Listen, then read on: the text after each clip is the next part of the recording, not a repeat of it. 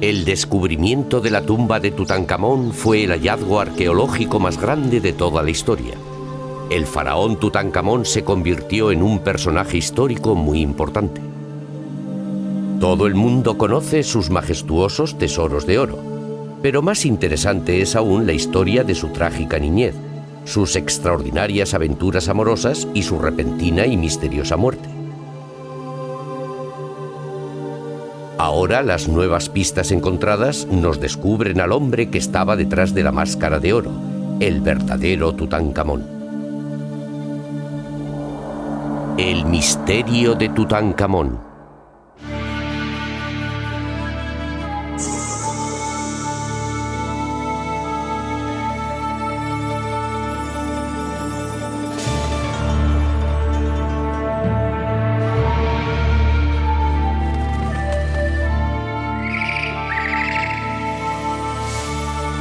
Los grandes egipcios.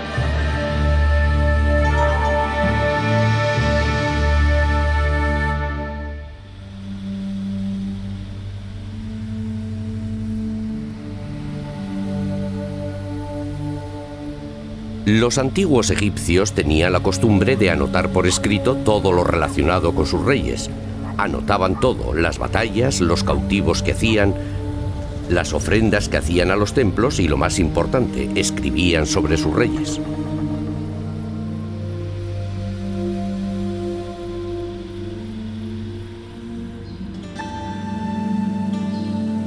Un egipcio exhibía una lista de los soberanos para impresionar a un extranjero con su civilización. Cuando el gran viajero Heródoto visitó Egipto, dijo: «El sacerdote me leyó los nombres escritos de 330 monarcas de Egipto».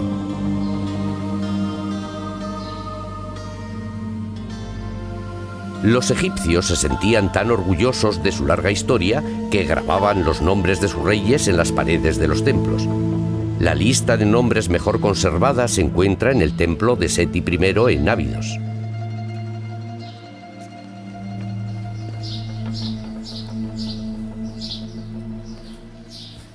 Aquí estamos en la sala de la antigüedad, donde hace 3000 años tuvo lugar un ritual religioso muy importante. Seti I aseguraba a su pueblo que si leían los nombres de sus antepasados recibirían alimento en el otro mundo. Este de aquí es Seti I, y este joven es un príncipe llamado Ramsés, el cual llegaría a ser conocido como Ramsés el Grande. En su mano tiene un papiro del cual está leyendo los nombres que aparecen en él. Estos nombres de faraones iban desde Menes, el fundador de Egipto, hasta el propio Seti I. Cada nombre está en un cartucho, que es un óvalo hecho de cuerda que mágicamente rodea el nombre del faraón. Un poco de protección mágica siempre ayuda. Arriba nos relatan lo que estaba ocurriendo.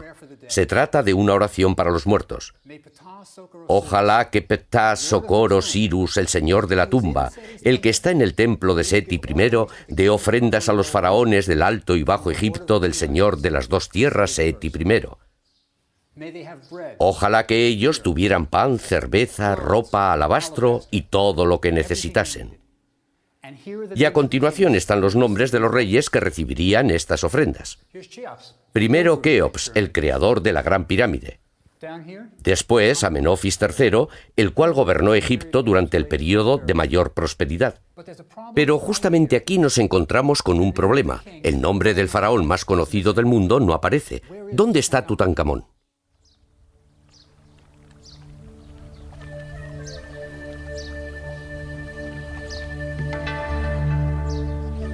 Comenzamos nuestro viaje aquí en Tebas, la antigua capital de Egipto, para poder desvelar el misterio de Tutankamón. Tebas era un lugar de mucha riqueza. Los tributos llegaban continuamente desde Oriente Próximo y el oro desde el sur. Era una época de gloria para Egipto después de llevar más de 1000 años de estabilidad. Durante siglos habían rendido culto a los mismos dioses. El Nilo regularmente desbordaba sus orillas y las hazañas militares del faraón aseguraban la continuidad de su prosperidad. Homero, el poeta griego, escribió: Tebas de Egipto. Sus mayores posesiones yacen en sus casas. Tebas, la de las 100 puertas, 200 luchadores con sus caballos y carros estaban dispuestos a luchar por ella. Era una ciudad fascinante, y fue en aquella época en la que Egipto disfrutaba al máximo de su gloria cuando tuvo lugar la conversión religiosa del faraón Akenatón.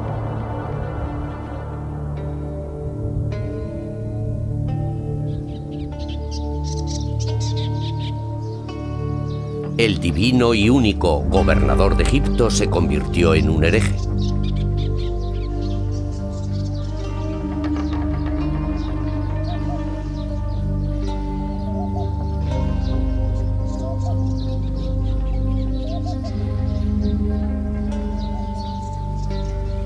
Todos los dioses a los que habían adorado hasta entonces fueron reemplazados por uno solo, el dios del sol, Atón.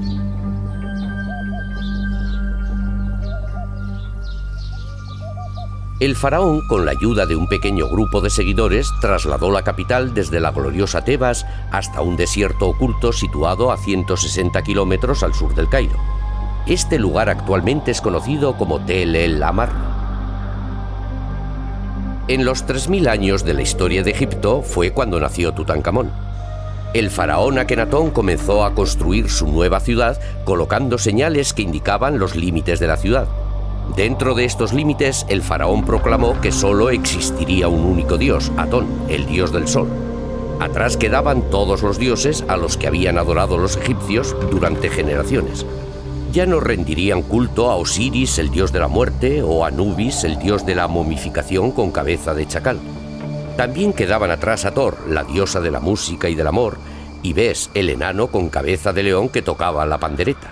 Solo podrían adorar a un dios, Atón, el dios del sol, cuyos rayos daban la vida a todo.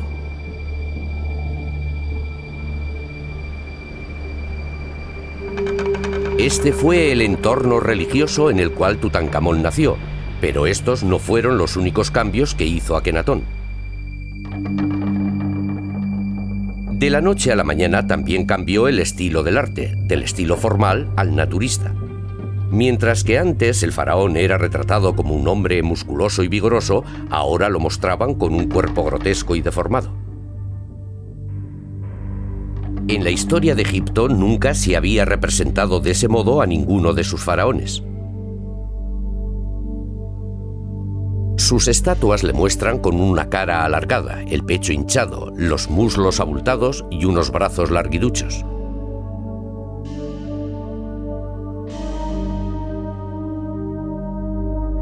Incluso la esposa del faraón, la famosa Nefertiti, era retratada con unos brazos delgados y un cuello demasiado largo. Sus 6 hijas, las princesas, las representaban con cabezas hidrocefálicas deformes y con cráneos abultados en la parte de atrás. Cuando los primeros egiptólogos descubrieron estas grotescas estatuas, intuyeron que en esa época se había producido un cambio importante. Más sorprendente aún era el modo en que la familia real era retratada junta. Se les representaba en escenas íntimas besándose y tocándose. Akenatón a menudo le retrataban sujetando en sus rodillas a una de sus hijas en un momento familiar tierno. Tradiciones que durante siglos habían tenido, repentinamente habían sido borradas. Akenatón también cambió el sistema político que hasta entonces había tenido tanto éxito en Egipto. En el pasado, el dominio de Egipto sobre Oriente Próximo se había logrado gracias a un gran ejército permanente conducido por el faraón. Con el rey a la cabeza, este ejército tradicionalmente se encaminaba hacia países extranjeros para conquistarlos y así extender las fronteras de Egipto. Después de que el ejército hubiera conquistado una nueva tierra, volvían con todos los objetos de valor que habían encontrado y les amenazaban con volver si no enviaban anualmente tributos a Egipto. Este era un sistema muy sencillo, pero convirtió a Egipto en un país muy rico. Akenatón se negó a hacer todo eso, simplemente era algo que no le interesaba. En su aislada ciudad, él se dedicaba a adorar al dios Atón y pasaba el tiempo con su esposa Nefertiti y sus niños. Akenatón cambió el papel de líder político que tradicionalmente tenía el faraón por uno religioso. Esta fue una época memorable para Egipto y en este turbulento mundo nació Tutankamón. Al otro lado del río de Amarna, unos excavadores descubrieron una inscripción que afirmaba que el padre de Tutankamón era faraón. ¿Pero cuál de ellos? La respuesta a esta pregunta la encontramos en un lejano valle en el que Akenatón construyó su tumba. Aquí es donde vamos a descubrir al verdadero Tutankamón, el hombre que había detrás de la máscara de oro.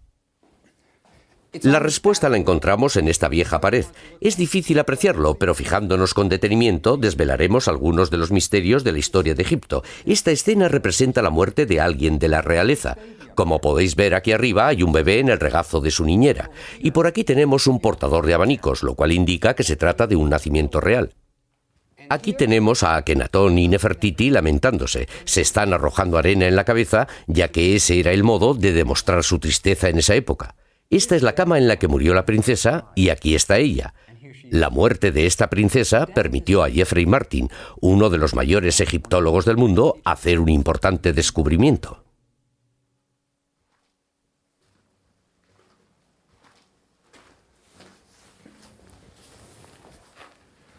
El profesor Martin se dio cuenta de que lo que hay en esta habitación es una escena casi idéntica a la anterior. Tenemos a personas lamentándose. Aquí hay uno que está de rodillas cogiendo arena y arrojándosela en la cara.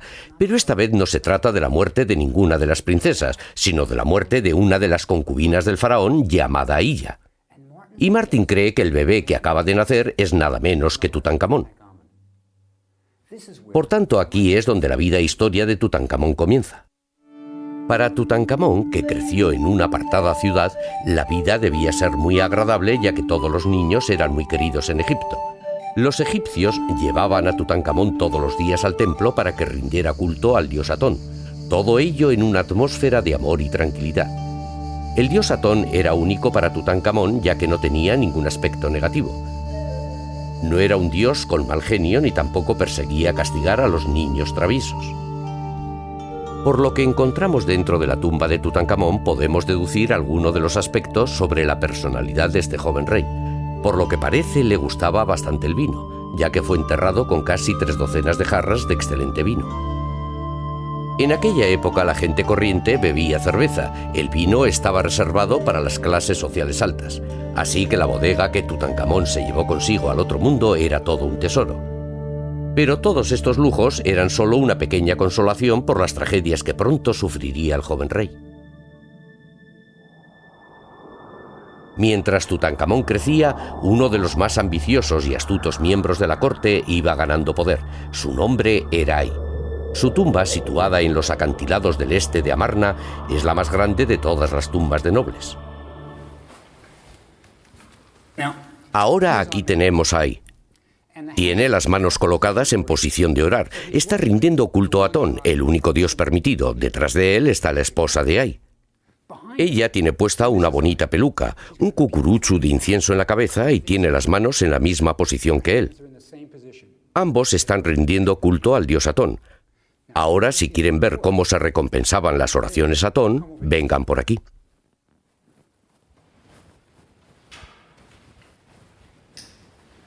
Por aquí hay una escena que muestra cómo eran recompensados en Amarna.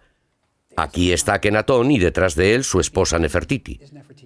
Justamente sobre Akenatón se encuentra el dios Atón, el disco solar, emitiendo sus rayos hacia abajo. El faraón y la faraona están obsequiando a Ay y a su esposa con unos collares de oro. Son 3 de las princesas que están ayudando a su padre. Una de ellas tiene una bandeja de collares de oro, la cual está entregando a su madre. Podéis preguntaros en qué época fue grabada esta pared, ya que tan solo aparecen 3 princesas y Akenatón y Nefertiti tenían 6. Más o menos lo harían en la mitad del reinado de Akenatón.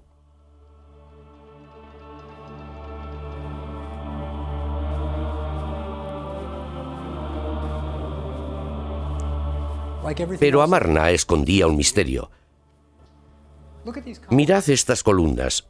No están acabadas y la tumba de Ay tampoco. Cuando los trabajadores llegaron a este punto, dejaron sus herramientas, se alejaron caminando y nunca más volvieron. Sabemos que Ay vivió durante años después. Pero entonces, ¿por qué el oficial más poderoso de Amarna dejó su tumba sin terminar en la mitad del reinado del faraón?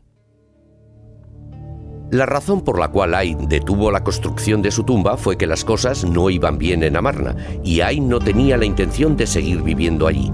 Akenatón era un jefe religioso y Egipto empeoraba rápidamente, tanto económica como políticamente. Los territorios conquistados los estaban perdiendo y los embajadores escribían diciendo que ya no eran respetados y que el ejército estaba en un estado lamentable. Incluso la nueva religión difundida por Akenatón no había tenido éxito. Los egipcios echaban de menos a sus antiguos dioses y finalmente Akenatón y Nefertiti se vieron forzados a sobornar a los habitantes de Amarna para que simularan ser fieles. Después de 17 años de reinado, Akenatón murió por circunstancias desconocidas. Nefertiti dejó de ser mencionada poco antes de la muerte de Akenatón, con lo cual lo que suponemos es que ésta también murió.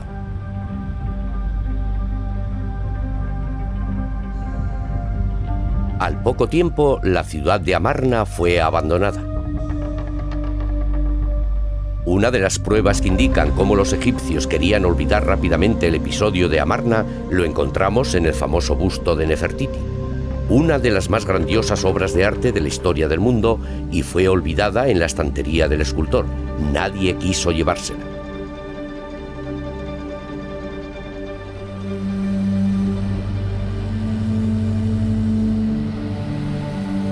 Entonces Egipto ya no tenía ni un rey ni tampoco una reina. El pequeño Tutankamón se casó con su hermanastra Ankesenamen, la cual solo tenía 11 años.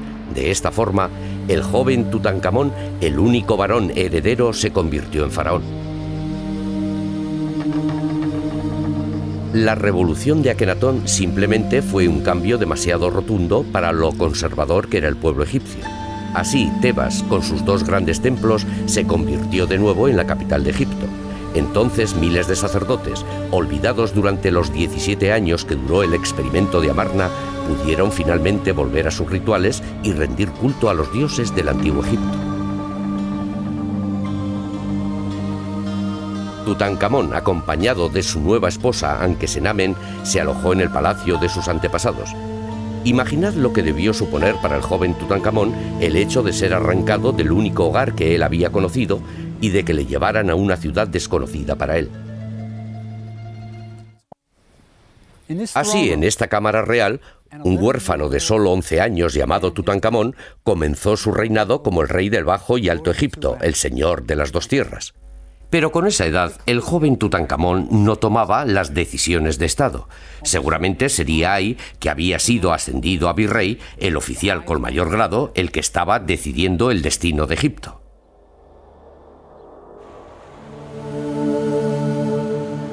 Pero Tutankamón no fue el único niño que llegó a ser faraón en la historia de Egipto. Una carta escrita 1000 años antes por un joven rey nos recuerda que aunque Tutankamón fue el rey del Bajo y Alto Egipto, él también fue un faraón. Durante el reinado del joven Pepi II, el virrey Tunubia le escribió una carta para decirle que volvía con un pigmeo.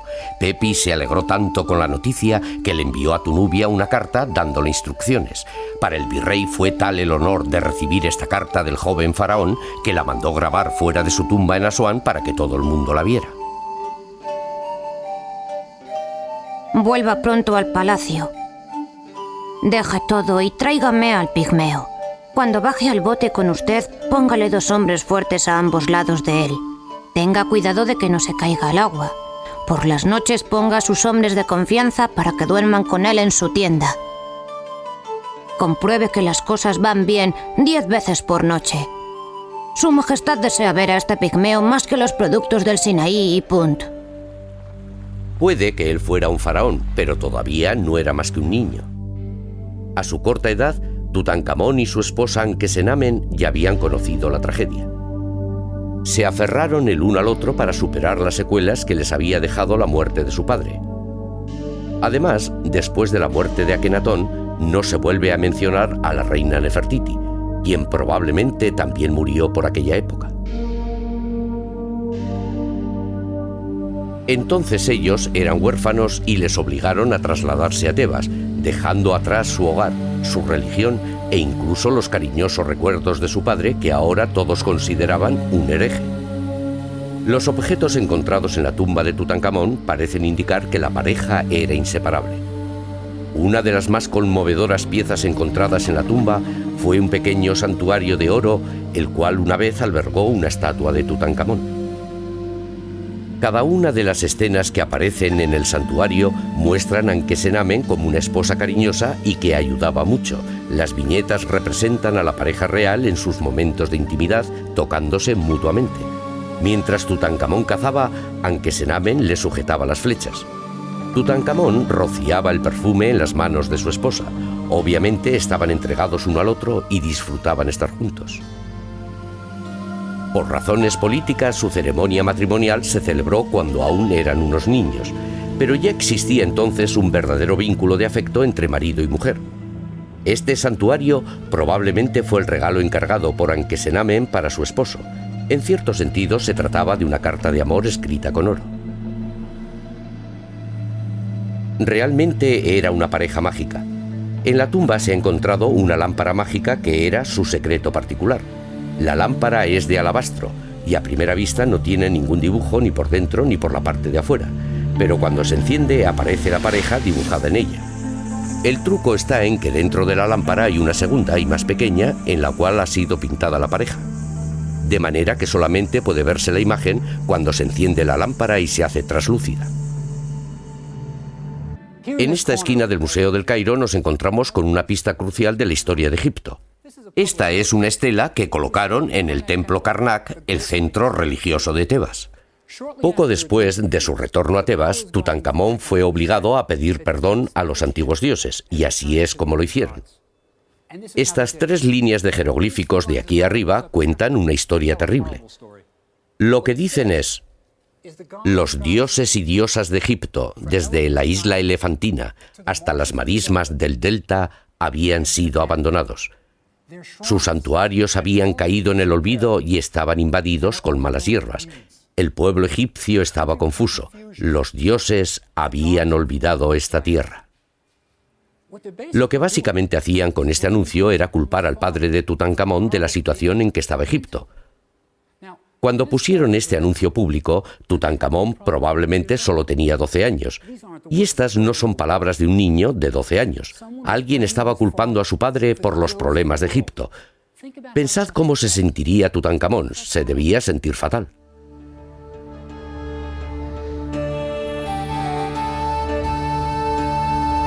Una de las primeras cosas que hizo Tutankamón cuando volvió a Tebas fue terminar un monumento que había comenzado su abuelo Amenofis III.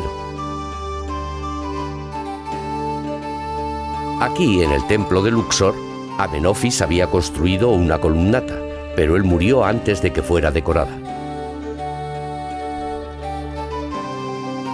Las escenas que Tutankamón eligió para decorar la columnata eran las del festival más importante y tradicional de Tebas, el Festival de Apet.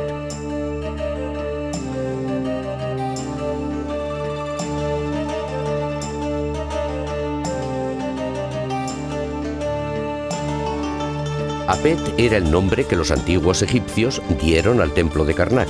Una vez al año colocaban las estatuas de los 3 dioses más importantes de Tebas, Amón, Mut, Kon, en pequeños santuarios, y las llevaban desde el templo de Karnak hasta Luxor para que todo el mundo las viera.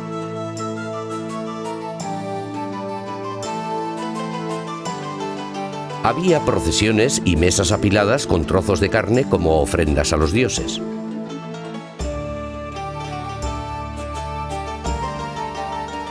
Música, aplausos, canción y baile.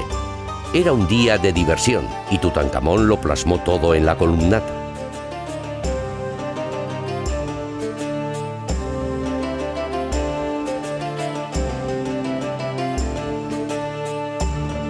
Tutankamón también participaba y hacía ofrendas a los dioses.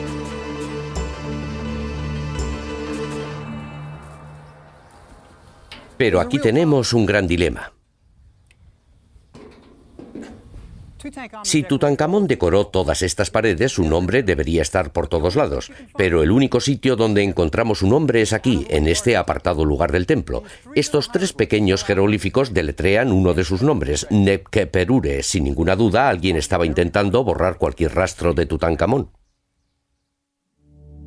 Tutankamón y Anque-Senamen estuvieron siempre muy unidos debido a las tragedias que habían tenido que superar juntos. En la excavación realizada en la tumba de Tutankamón se describió otra de las tragedias que ambos compartirían. Ankesenamen tuvo 2 abortos. Se encontraron 2 pequeños ataúdes de madera en una pequeña habitación fuera de la cámara de sepultura. Dentro de estos había 2 fetos. Howard Carter, el descubridor de la tumba, desenvolvió el más pequeño de ellos y dedujo que aproximadamente tenía 5 meses de madurez. Además, el cuerpo no mostraba señales de haber sido momificado. El segundo feto fue enviado al Dr. Douglas Derry, profesor de anatomía en la Universidad del Cairo. El profesor lo desenvolvió y dedujo que era un feto femenino de 8 meses, el cual sí había sido embalsamado. Derry dijo que había encontrado el alambre que los embalsamadores utilizaban para sacar el cerebro. Estos fetos desaparecieron misteriosamente en el año 1930, pero recientemente el mayor de ellos ha aparecido en el Hospital Casare Laine, donde Derry lo había guardado. Cuando el año pasado encontraron el cuerpo del feto más pequeño, el doctor Fauci Gabala, presidente del Departamento de Anatomía, me invitó a examinar los 2 cuerpos. Y una de las cosas que me asombró es que a menudo decían que las momias fueron examinadas por Howard Carter y luego más tarde por Derry, el profesor de anatomía de la Universidad del Cairo. Sí. Ellos decían que el más pequeño de los 2 fetos, Ankesenamen, tuvo 2 abortos y este es el mayor. Sí. Dijeron que el más pequeño no fue momificado ya que no habían visto ninguna incisión en la parte inferior del abdomen, pero echemos un vistazo por aquí. El más pequeño de los fetos desafortunadamente se ha degenerado mucho, pero encontramos resina en la parte inferior de la cavidad abdominal. La incisión en sí misma no la vemos debido a la degeneración del cuerpo. Y esta resina tiene el mismo color, la misma textura y la misma apariencia que la que encontramos en el otro feto. Sí, claro. Pero el lugar de la incisión no está claro debido a la degeneración del cuerpo. Es muy frágil. Sí, muy frágil. Pensad en la habilidad que tenían que tener los antiguos embalsamadores trabajando en esta diminuta y pequeña niña. Probablemente intentaron sacar los órganos internos a través de una incisión abdominal. Estos egipcios eran increíbles. Hay una masa de lino mezclada con el área oscura de resina. Sí. Esto indica que debería haber sido embalsamada o algo así. Fue momificada sin ninguna duda. Mirando a estas 2 diminutas criaturas, uno no puede evitar preguntarse lo que hubiera ocurrido si los hijos de Tutankamón y Ankesenamen hubieran sobrevivido. Si ellos hubieran tenido un varón heredero, las esperanzas de aquellos que querían ser reyes se habrían perdido, y la historia de Egipto se hubiera cambiado para siempre. Pero acechando entre las sombras estaba la peor de las pesadillas del joven faraón. Poco después de que Tutankamón fuera coronado rey, Ay se convirtió en virrey de Egipto. Indudablemente, Ay ejercía una gran influencia sobre Tutankamón y las decisiones que éste tomaba. Además de aconsejar al rey y administrar justicia, el virrey tenía otro gran poder. Él controlaba el acceso al palacio. Nadie podía entrar o salir sin su conocimiento y permiso.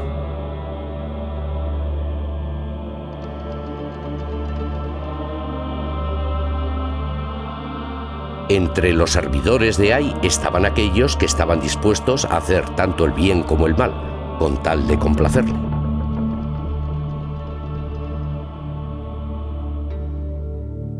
Una de las escasas imágenes que tenemos de Tutankamón en su papel de faraón está en la tumba de hoy, su virrey de Nubia. Aquí tenemos al joven rey desempeñando sus deberes oficiales.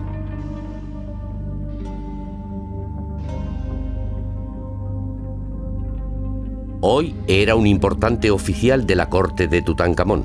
Su trabajo consistía en mantener el oro circulando desde Nubia a Egipto. Los antiguos egipcios llamaban al oro nube, ya que Nubia, actualmente Sudán, era un lugar donde abundaba este metal precioso. El oro que se ha encontrado en el ataúd de Tutankamón probablemente fue gracias a los concienzudos esfuerzos de hoy. Cuando hoy volvía desde Nubia, podíamos ver sus caballos mirando desde sus compartimentos.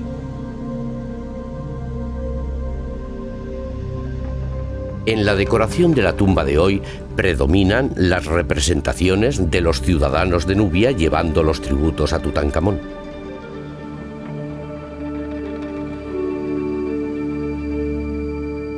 Jirafas, monos e innumerables anillos de oro.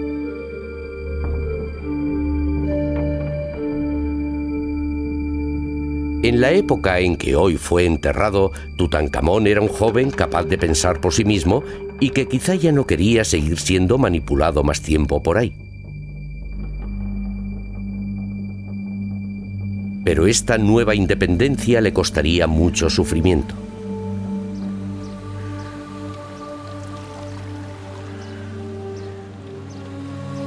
Entonces, de repente, con tan solo 20 años, Tutankamón murió misteriosamente. Su cuerpo fue momificado, transportado al otro lado del río hasta la orilla oeste, el lugar de los muertos, y allí fue enterrado junto con otros faraones egipcios en el denominado Valle de los Reyes.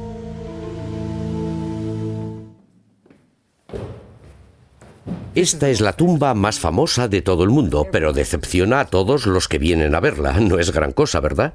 Pero nadie esperaba que Tutankamón muriera tan joven y por tanto no hubo tiempo de preparar una tumba más adecuada. Pero aún así encontramos cosas maravillosas en ella, como por ejemplo aquí. Tutankamón todavía está dentro de este sarcófago. ¿No es estupendo? Él es el único faraón al que dejaron en su tumba. Y también encontramos otras cosas maravillosas, las pinturas. Si sabes cómo leerlas, te relatan cosas sobre el entierro de Tutankamón. Tardaron 70 días en momificar su cuerpo, y ese fue todo el tiempo que tuvieron para preparar su tumba. Tuvieron que conseguir ataúdes, mobiliario y las esculturas. Todo tenía que estar aquí. Además, tuvieron que preparar los rituales religiosos. Pero aparte de todo esto, además tenían que elegir a un nuevo rey. Y ese era un gran problema, ya que Tutankamón no tenía ningún hijo. Y la única persona viva de la realeza era Ankesenamen. En esta pared se representa el día del funeral. Aquí está la momia de Tutankamón. Y estos 12 egipcios de ahí están llevando el cuerpo hasta esta tumba. ¿Y qué quieren decir las pequeñas cintas que llevan en la cabeza? Son para demostrar su dolor. Y estos son los oficiales de palacio. ¿Pero sabéis quién falta aquí? ¡Ay! Él está por aquí. Y fijaos en lo que lleva puesto, es una piel de leopardo. Eso indicaba que él era el sumo sacerdote. Ay actuaba como sumo sacerdote al ejecutar el rito de la apertura de la boca de Tutankamón. El sumo sacerdote es el que daba a los muertos la vida y el aliento para la próxima. Pero vuelvan a mirar, eso no es todo. En su cabeza tiene la corona del faraón y los emblemas sobre su cabeza. Ambos tienen el nombre de Ay. Ay se ha convertido en faraón. Es el sucesor de Tutankamón. Pero, ¿cómo logró un plebeyo convertirse en un faraón? Ankesenamen debía estar desolada por la muerte tan prematura de su joven esposo. La estrecha relación con su marido se había forjado desde que eran niños, y además habían superado juntos muchas cosas. A pesar de todos los trastornos y cambios que habían sufrido, ellos siempre se habían tenido el uno al otro como confidentes cariñosos. Durante los días posteriores a la muerte de Tutankamón, sucedieron una serie de acontecimientos que finalmente terminaron en varios asesinatos. Aquel fue un período turbulento. El primero de estos acontecimientos fue una carta de súplica de Ankesenamen al rey de los hiitas, la cual está grabada en una antigua tabla encontrada en los archivos de la capital hiita. La carta de Ankesenamen era tan asombrosa que incluso el destinatario de la misma, el rey de los hiitas, no se lo podía creer. Mi esposo ha muerto y no tengo ningún hijo. La gente dice que vos tenéis muchos hijos. Si me dierais uno de los vuestros, este se convertiría en mi esposo. Nunca podría escoger a uno de mis servidores y hacerlo mi esposo. Tengo mucho miedo. ¿Por qué razón Ankesenamen pediría que le enviaran un esposo desde una ciudad que estaba fuera de las fronteras de Egipto y que tradicionalmente era enemiga? El rey de los hiitas rechazó la petición pensando que se trataba de algún truco. Desesperada, Ankesenamen volvió a escribirle. ¿Por qué pensáis que trato de engañaros? Si tuviera un hijo, ¿creéis que escribiría a un país extranjero humillándome a mí misma y a mi país? Sé que no os fiáis de mí. Mi marido ha muerto y yo no tengo hijos. ¿Debería quizás coger uno de mis servidores plebeyos y hacerlo mi esposo? La gente dice que vos tenéis muchos hijos. Dadme uno y se convertirá en mi esposo y en el rey de la tierra de Egipto. Finalmente, el rey envió a Egipto a uno de sus hijos para que se casara con la desesperada Ankesenamen. pero la boda nunca se celebró. En algún lugar del desierto en una frontera egipcia fue asesinado.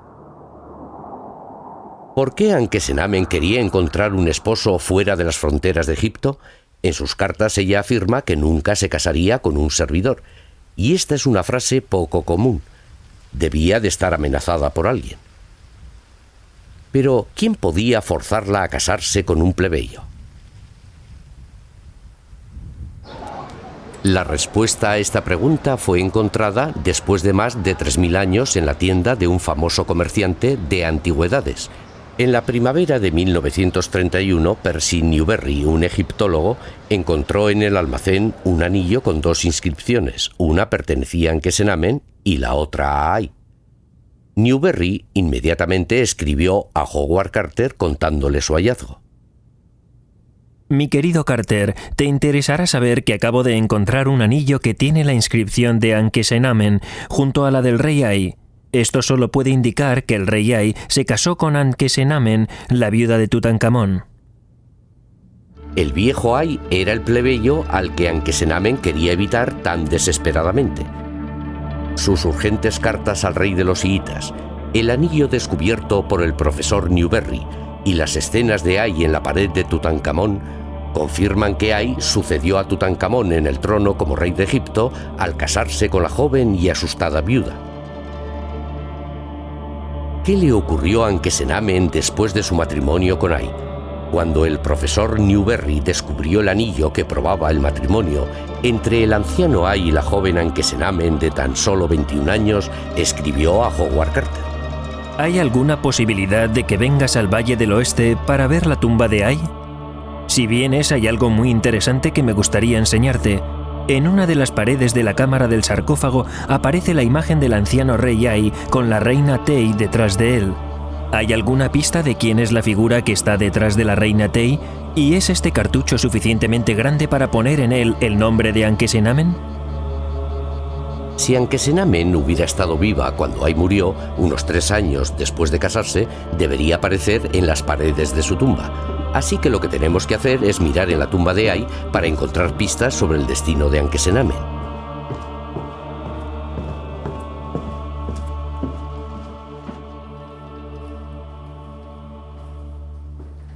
Ay tenía pintadas en las paredes de su tumba varias representaciones. Estas son religiosas, representan a los dioses dando la bienvenida a Ay y a su pueblo orando por él. Pero la escena en la que el profesor Newberry estaba interesado, aquella que hablaba sobre Ankesenamen, estaba por aquí. Tenemos a Ay que estaba pescando en las marismas. Su esposa Ankesenamen debería estar con él, ya que ella era su mujer y la reina de Egipto. Pero la inscripción que tenemos aquí es demasiado pequeña para su largo nombre. Tiene el tamaño justo para el nombre de la primera esposa de Ay, Tey. Y esta borrosa figura es Tey, y no hay espacio para Ankesenamen detrás de ella. Además, los jeroglíficos nos cuentan que Tey era la reina de Egipto. ¿Qué le ocurrió entonces a Ankesenamen? Para que Tey fuera reina, Ankesenamen tenía que haber muerto. En consecuencia, solo podemos imaginarnos que Ankesenamen sufrió una muerte similar a la del príncipe de los hiitas y a la de Tutankamón. Fue asesinada. ¿Estamos hablando de un asesino en serie? ¿Pudo Ay haber asesinado a todo aquel que se interpusiera en su camino al trono? En 1968, otra de las piezas para desvelar la misteriosa muerte de Tutankamón encajó en su lugar.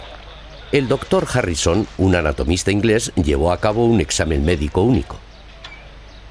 Era la primera vez desde 1920 que las autoridades egipcias permitían abrir el sarcófago de Tutankamón.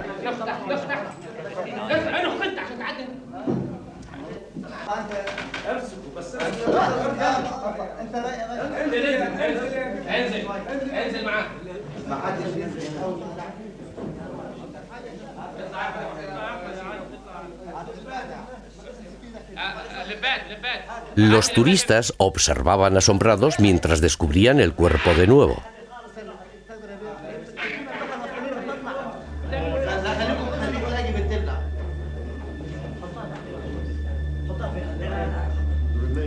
Estamos examinando el cuerpo.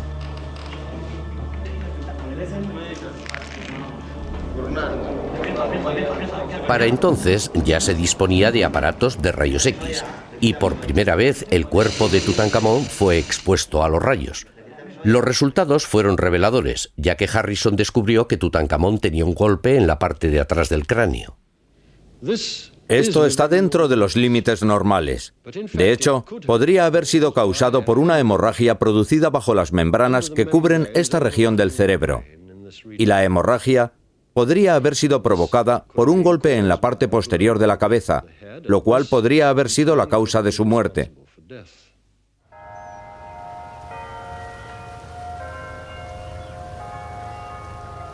Desde que Harrison llevó a cabo esta investigación hace 30 años, nadie ha vuelto a revisar los resultados obtenidos. Así que decidí hacerme con una copia de los rayos X de Tutankamón y la llevé a un conocido radiólogo de mi escuela, la CW Post Campus de la Universidad de Long Island. Muy bien. Aquí está.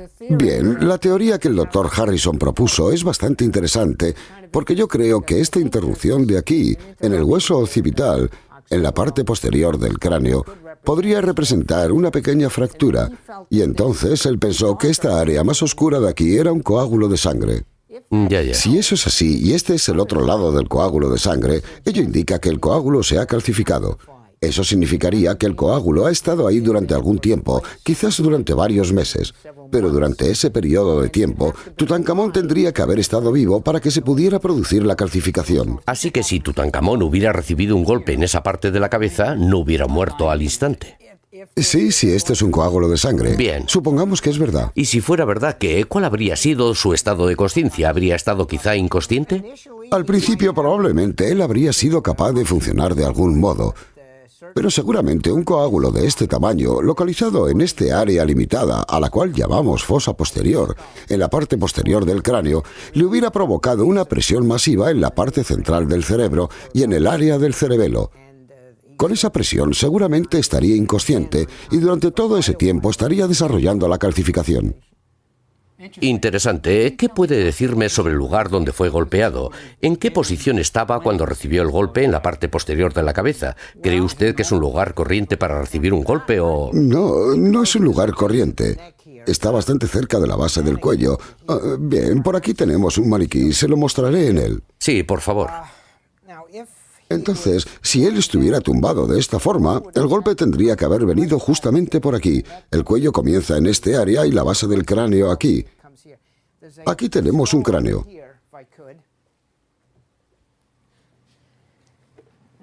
Si le ponemos en la misma posición, el cuello, la espina cervical estaría aquí, y el área donde creemos que está la fractura está justamente por aquí. Así que el golpe tendría que haber venido más o menos por aquí. Así que él podía estar durmiendo cuando recibió el golpe. O podría haber tenido la cabeza en esta posición y ser golpeado así. Entonces Tutankamón quizá quedó inconsciente. Puede que incluso estuviera un mes o dos en este estado y luego murió. Correcto. Interesante, gracias. Gracias a ti. Los resultados de nuestra investigación en los rayos X de Tutankamón indican que Ay pudo haber tenido varios meses para urdir un plan con el cual suceder a Tutankamón en el trono. Si Ay mató a Tutankamón, a Ankesenamen y al príncipe de los hiitas, ¿por qué no se le llevó ante la justicia? La respuesta a esta pregunta está escrita en las paredes de la tumba de Rechmaray, el cual hizo grabar en su tumba las obligaciones y poderes de Ay.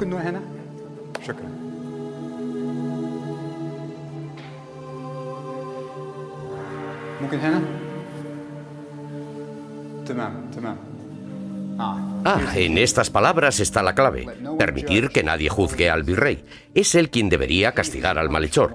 En otras palabras, nadie castigó a Ay. No tenemos pruebas concluyentes, pero lo que sí está claro es que Tutankamón, Ankesenamen y el joven príncipe de los hiitas tuvieron que morir todos en unos pocos meses para que Ay pudiera convertirse en faraón.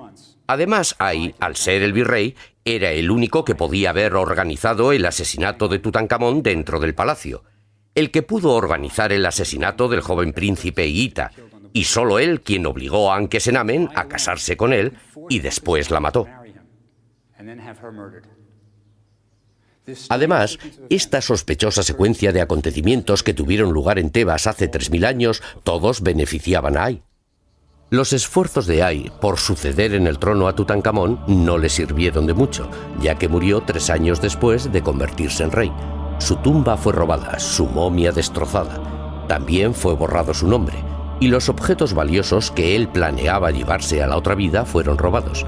Actualmente su nombre es desconocido, solamente le recuerdan los egiptólogos porque sucedió a Tutankamón en el trono.